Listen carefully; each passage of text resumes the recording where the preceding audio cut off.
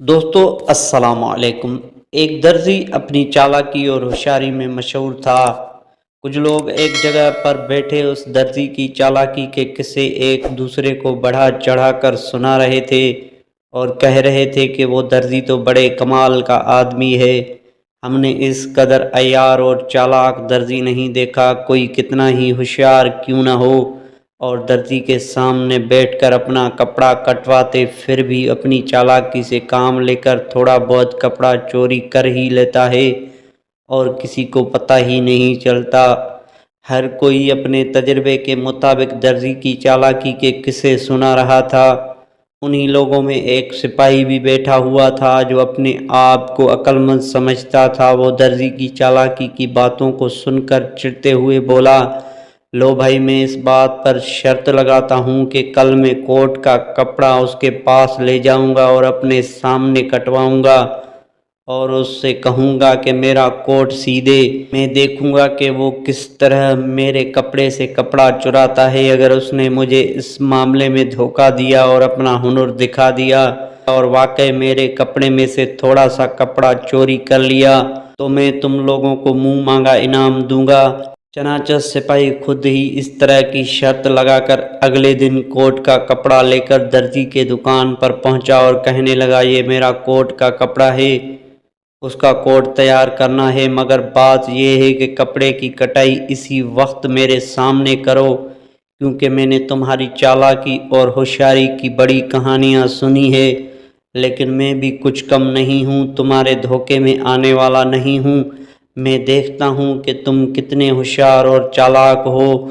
درزی نے سر اٹھا کر سپاہی کی طرف دیکھا اور دل میں ہنسا بھی۔ کہنے لگا، حضور تشریف رکھیں، میں تو بڑا ایماندار آدمی ہوں، معلوم ہوتا ہے کہ آپ کے دل میں میرے بارے میں کسی نے غلط فہمی پیدا کر دی ہے۔ میری تو یہی کام کرتے ہوئے ساری عمر گزر گئی ہے، لیکن حرام ہے کہ جو آج تک کسی کا ایک گرہ کپڑا چوری کیا ہو۔ مجھے معلوم ہے کہ آپ معاملہ فہم سپاہی ہیں، ہر بات کی تہ کو سمجھتے ہیں، یقینی بات ہے کہ عقل مندی میں آپ سے بڑھ کر کون ہو سکتا ہے۔ آپ کے سامنے بھلا کس کی مجال ہے کہ جو چالاکی و عیاری دکھانے کی جرات کرے۔ سپاہی درزی کی بات سن کر پھولے نہ سمایا اور دل میں بڑا خوش ہوا، درزی مجھ سے مات کھا گیا ہے۔ سپاہی نے اپنا کپڑا درزی کی طرف بڑھا دیا، درزی نے کینچی سے کپڑے کو کاٹنا شروع کیا۔ اب سپاہی چاکس ہو کر بیٹھ گیا اور اس نے نظریں کینچی اور درزی کے ہاتھوں پر گاڑ دی۔ درزی جہاں چالاکی و عیاری میں ماہر تھا، وہاں وہ لطیفہ گوئی اور مسخرہ پن میں بھی اپنا جواب نہ رکھتا تھا۔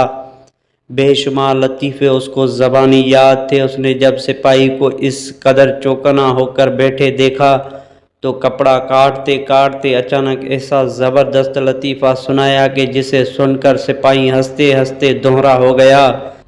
اسی ہنسی کے عالم میں اس کا سر کافی آگے کی طرف جھک گیا۔ درزی اسی موقع کی تلاش میں تھا، اس نے جلدی سے تھوڑا سا کپڑا کاٹ کر چھپا لیا۔